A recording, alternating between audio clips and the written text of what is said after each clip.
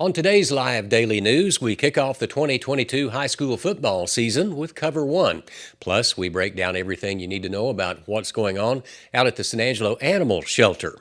I'm Yantis Green, and this is Live.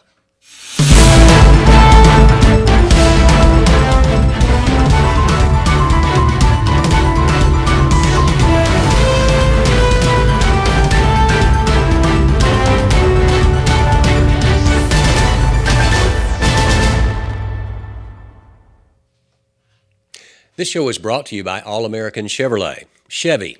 All-American Chevrolet of San Angelo has the truck you want, and with over 40 pickups on the lot, your dream truck may be there in stock.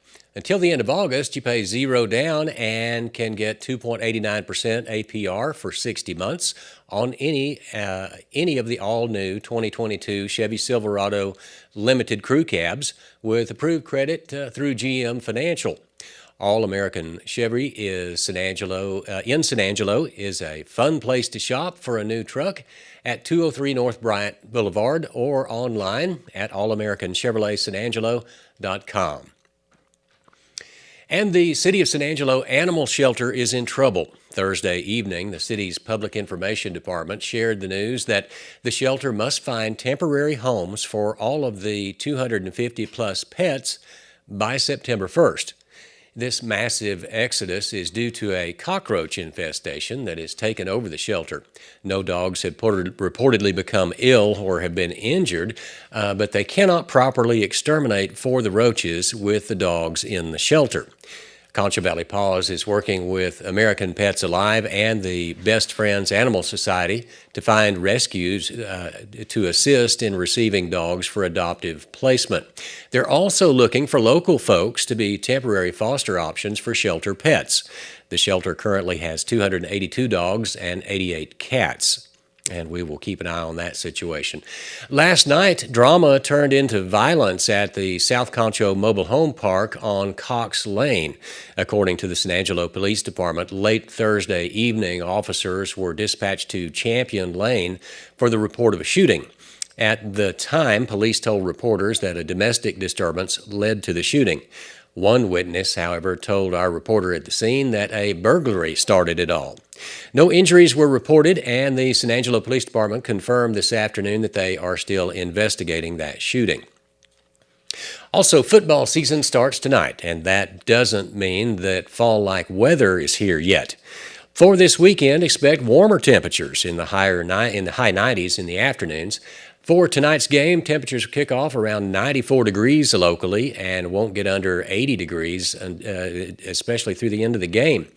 Looking into next week, the National Weather Service is predicting a chance for some scattered rain, but it's really too early to tell when or if it will actually rain in the San Angelo area. Cover 1 football is back. The guys are geared up and ready to report everything about tonight's games. But first, here's a quick message from Tiemann Investments.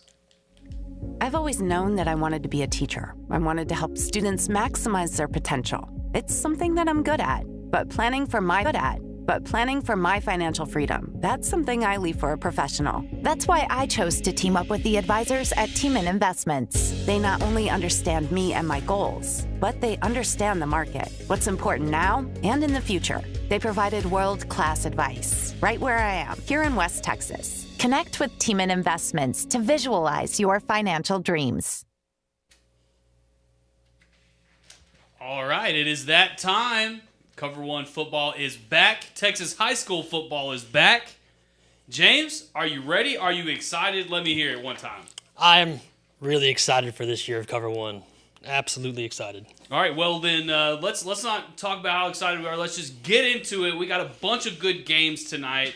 Let's just go ahead and get into our first one. And that's the one that everyone around town has been talking about. It's week 1 for the Central Bobcats. That's right. Game to watch. The Central Bobcats versus Colleen Shoemaker. James, tell me a little bit about this matchup. Central, they returned Tyler Hill. They got Jacob English, Kevon Rice coming back. And, Coach Crane said they had a really good offseason. They had a really good two-a-days. And I think Central's going to win. They won last year 43-28. And Shoemaker, they have some playmakers there. You know, the Jamarius Stewart as their running back and Kamari Balfour. I think he's going to take over as their quarterback this year. Okay, so, Colleen, that was kind of one of the games last year that the Bobcats had circled and was very confident going into it. You know, we talked to Coach Crane a little bit during two-a-days, and this was something that he thought he had scheduled, too, for that win in the win column. I think, a lot of people are going to pick Central, but I still think that this Colleen Shoemaker team is going to be a tough opponent, as they usually are. It's going to be a fast game, a lot of fast kids out there scoring a lot of fast touchdowns. What you think? Oh yeah, no, definitely. But you want to start the season off right, and I think Central's going to pull it out. It's the second year of Coach Crane. It's the second year in his system, second year in the Crane way of doing things. And I'm confident that they're gonna come out. All right, well, let's go ahead and bring in our picks for this game. There they are on the screen there, courtesy of Thiemann Investments. The picks are in. Me and you, we look like we were on the same page on this one, huh? I think so, yeah. We're Well, the Bobcats are the Bobcats for one reason is they show out strong early. They get their stuff done during the two-a-days.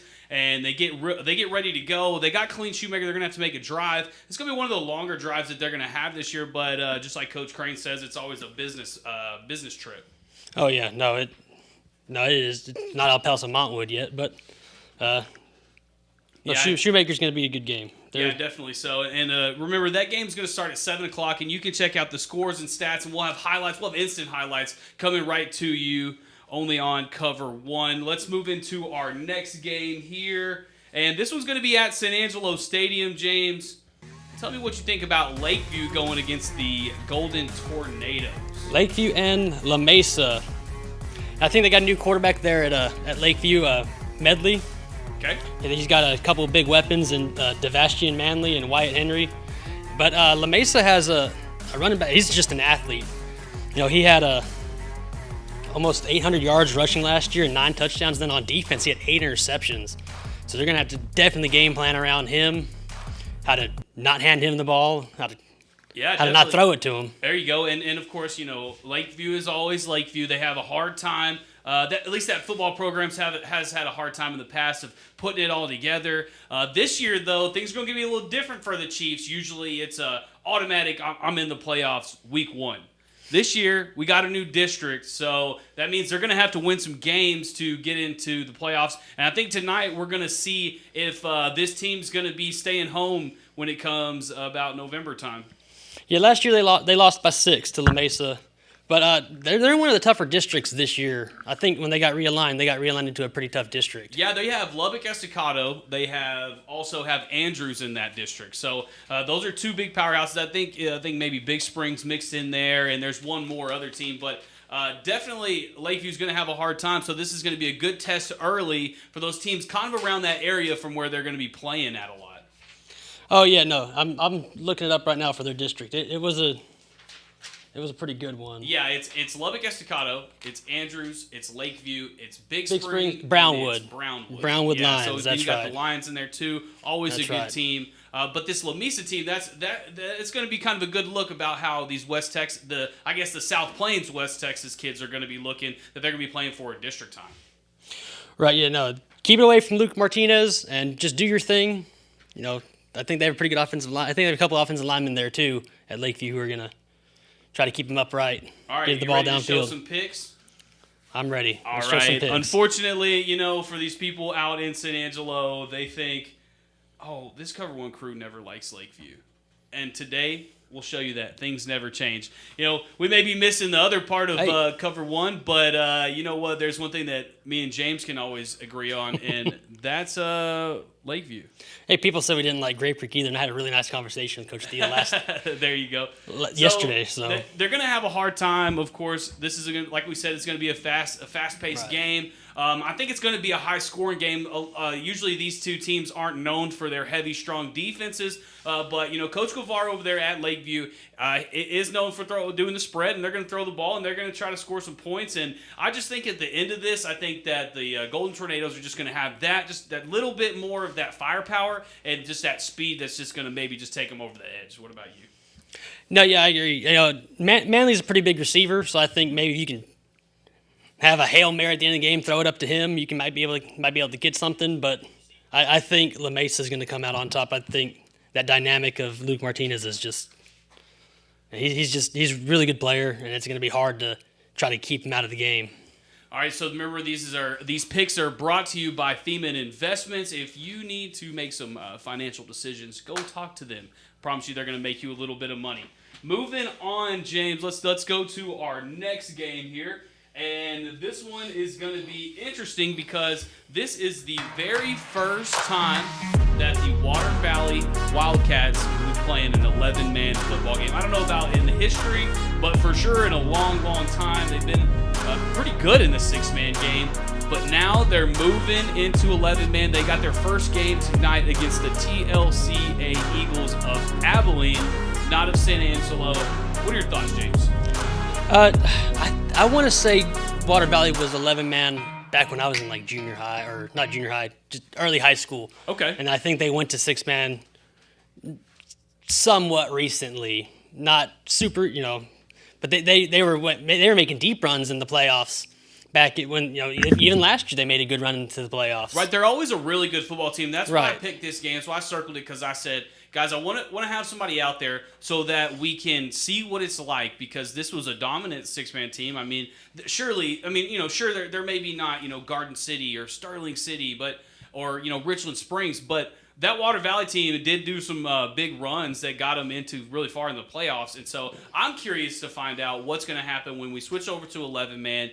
Let them do whatever they got to do and see if those athletes who are always predominantly from Water Valley can still play in 11-man. Yeah, they got a new coach. Their 6-man coach left, which you can't blame him, wanting to stay as a 6-man coach. Yeah, usually because those guys, they're very two different Usually different those things. coaches who go and do the 6-man, that's what they do. They're 6-man coaches. They don't want nothing to do with 11-man football. So you can't blame them at all. But who's their new guy? The new guy is Charles Bowles. Charles Bowles is their new guy, and learning a new offense. Learn just a whole new way of playing football. They might have a difficult beginning of the year. They might have a difficult year all around. But once they start figuring that out, getting into this is how you do things in 11-man football, I think it might help them in the long run. We'll see. I really don't know much about Abilene TLC. Yeah. So, but what we do know is, of course, it's a TLCA charter school, so they're not going to get those. A lot of the people that get fed into, just the regular Abilene, Abilene, Wiley, those take a lot of the good athletes. So I'm not saying that TLCA Abilene may not be good, but just for the trend of the charter school out here in West Texas, they usually trend towards being the latter. Right. No. Yeah. No. It's I'm interested. It's going to be an interesting game. It's going to be an interesting thing to watch. All right, well, They probably have 11 players all together there, and yeah, there you go. Everyone's going to be playing both ways, both ways, every play. Yep. Some people may be playing two positions. So they better be in shape. Oh, they played 6-man. They're probably in shape. Yeah. All right, let's bring in the picks. Well, it looks like, James, we were on the same page once again, but we had one stringer who said, "I'm going to go against the ladder. I'm going to go against Water Valley," and that's Sam. He picked the TLCA Eagles. Man, why do you think? What do you think's going through his mind when he picked? I think he's trying to be different. Trying to be different, yeah. I don't know. So we're having a little contest: who can make the best picks? And you can only win if you choose against everyone else every once in a while, right? No. If you're down on picks and you need something, you need an upset. You take the upset. Yeah, so I'm really curious to see what's going to happen in this one. Everyone seems to be on the same page that Water Valley is probably going to reign supreme. We're going to have the game, so we'll have instant highlights as they happen. Come on the show. So be looking for those on our scores page. Remember, this is the Thiemann Investments picks. We're talking game of the week. This is the pregame show. We're going to do this every Friday at 4 o'clock. This has been the picks for Water Valley versus TLCA. And I know it's 6-man, but they've still played in. It's 11. It was 6-man last year. Right. And I know they went to the playoffs as a 6-man school, but you still made the playoffs. You still played in big games. Them 6-man games are, especially the playoff games, they bring the whole town out. So I think the kids are kind of used to the extra athleticism that's needed. I think Water Valley's going to be okay. All right, last game, or not the last game we got. We got a couple more games left. But this one is our other 6A game that we are going to be covering, and that is the Midland Legacy Rebels versus the Amarillo Sandies. Last year, Midland Lee had that run that ended after getting their tails whipped. So maybe they're going to have a little more fight in them this year, maybe a little more understanding on what those big schools are like. They did lose their star running back, McKylan Young. He graduated last year, but they're returning a few people.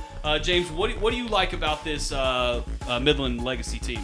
Their quarterback, Davila, he had 2,700 yards last year, 27 touchdowns, and he's only a junior this year. But he's got to learn with these new guys coming in because he lost Chris Brazel. I think he lost Chris Brazel as well. But he does have where is it at? He does have Nate Suttle. He has a couple of. So they got a few returners. I mean, but that game last year, at the end of the year, they were in the Star, and everybody's like, "Oh man, this is about." No, they're in the new Texas Rangers Stadium. Right. They played South Lake Carroll. South Lake Carroll, and everybody was like, "This is going to be the game of the year. This one's the one that's going to put West Texas back on the map for we have football, and we promise we have football." And unfortunately, it wasn't that. No. What was the you have the final score for that one? I don't have the final score for that one. Yeah, I don't think I can look it up, but man, I don't think Midland Legacy wants us to look it up. A little bit. Let's see, Midland Legacy, South Lake Carroll. There it is. The final score for that game was we have it on cover 1 actually. Let's pull that up. 42-7, James. Oof. Yeah, I knew it was bad. Yeah, right. And I mean, we're talking about, this team that rattled off wins in the Little Southwest Conference, tied for the championship. It was a good year for the Rebels, but are they going to be good enough again this year to win that really, really tough Little Southwest Conference? I think they're going to. I think they'll be the 1 seed going out. Right. I know you lost McKylan Young, but you had other players there. And you still have your quarterback, and I think he's a baseball player too. So he's a multi-sport athlete, and he's a star. He's going to be fine, and the running game's going to be fine. The big schools, it doesn't revolve around one player. Yeah, definitely.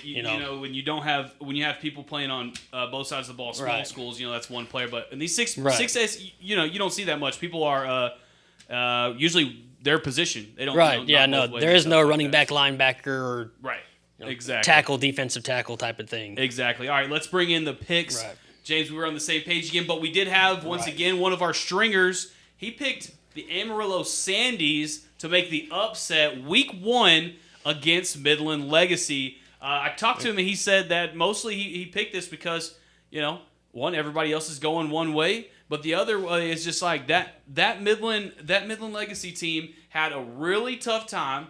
They're having to flip it back on, and they're being told right now that maybe they're the best team in the conference and stuff, so they're going to be on their high horse. And this Amarillo team has to play some hard teams too. They are smaller than them, so it may look like a cupcake game, but Jake says that it may be different. And I think they got a D1 prospect at receiver. Amarillo, Jamison Garcia. Okay, so right there, that's a threat right there that could hurt you. He had almost 900 yards last season. So you gotta be careful. Right, and with the explosive offenses of nowadays, I mean, you have one good player have one good game, and this could be a whole different season already from week 1. I mean, look at the South Lake. You jump up early, and the other team wasn't expecting it, and all of a sudden you're behind. You're playing catch up the entire game. It's so hard to turn it on middle of the game. Yeah, you got to go in ready. Exactly. And maybe they'll remember that South Lake Carroll beating they took because it'd be kind of hard to forget. Absolutely. So these are our picks for the Midland Legacy versus Amarillo High. Sandies. Yeah, what a crazy name, the Sandies. This is brought to you by Thiemann Investments. We'll have this game. We'll have highlights on our website all night long. Don't forget to check back in at about 8 o'clock where we'll have a halftime show, and then 10 o'clock we will do the post-game show. And with that, we'll have all kinds of cool stuff like coaches' interviews, players' interviews, and stuff like that. So, right. James, you ready to move on to our last game that we're going to be covering tonight? Now, this is where we're at odds a little bit, huh? Oh, this is where we're at odds. I kept it there for this one reason. We got a battle right here, the Battle of 277. Usually this thing is for a district championship. We had some realignments this year, so things are going to be a little different. But nonetheless, this is still the hated rivalry that both of these two teams do not like each other. That is for sure. It's the Cristobal Cougars versus the El Dorado Eagles. James, what are you thinking? You know, we talked with Coach Otha earlier. I really feel like Cristobal's going to come out of this one. They're in El Dorado. They lost their quarterback. They lost their receiver. They lost a couple other skill position guys. That's one of the things El Dorado needs to figure, who's going to step up in the skill position department there. You know, they have a pretty good defense. They have a pretty good – but Cristobal has a good defense too. I'm not shading Cristobal. Yeah, Cristobal's going to – I'm sorry, Matt. Cristobal's going to take this one. Here is where I want to step in. Okay, look. What I've known since I've been covering San Angelo, Concho Valley area football, and that's since, probably like 2019, so it's been a while now. And one thing that I know for certain, that there will always be a good football player in El Dorado. There will always be one guy on that team that will go put it in the end zone when you need it. Yeah, these last few years his name has been COVER1, but that's not always been true. They've had a couple of guys in there, especially one tight end that I can't even barely pronounce his name. But that guy, he was a killer, monster out there. And I promise you that this El Dorado football team is not going to take a year off just because they lost their coach, just because they got realigned. It doesn't have to play Cristobal anymore. They put this on the schedule to show everyone how good they're going to be in that 2A division. Changes coaches, that was kind of a quick deal there. They brought in Chad Tuttle as their head coach. They're changing their coaching staff up. Mm-hmm. Who's going to step up as a skill position? And I think Corbrubius is going to be their quarterback. Not Corbin, but the younger brother. There you go. All right, so let's bring in our picks here. I want to make sure that everyone sees this right here. Look in the middle of the screen because you will see nothing but red except for your boy who's going for the El Dorado Eagles. I promise you guys that's what's going to happen. I can't wait to read the comments on this from all the El Dorado fans chirping. Oh yeah. So why did you pick the other way though, James? What makes you think that Cristobal is going to be able to do anything against El Dorado when last year it may not have been that? Last year Cristobal beat him 46-22. Oh, okay. So, all right. That's last year. There we go. Kyle Lohman's been in the system another year. Coach Otha's real happy with this progress. Mm-hmm. And they played a first round team or a first seeded team that fell because of UIL rules. They were playing an eligible player in the playoffs. And here we go. Here goes James on the cheat. Whoa.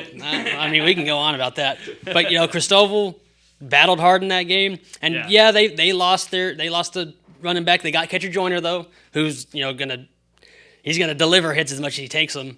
And they still got Caden Carpenter on the back, and he was leading the state at one point in interceptions last year through the regular season. Yeah, they're just a good group of kids down there in Cristobal.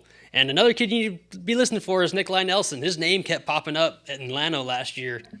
And Coach Otha said that he called him like every day this summer, and he's ready to go. All right, well, I guess we're going to see. This is the Battle of 277. You can catch all the highlights for this thing on San Angelo Live. We'll have somebody on the ground. We're going to have instant highlights. Every time there's a touchdown, every time there's a big hit, any interception that Cristobal throws to El Dorado for Matt's dub of the week.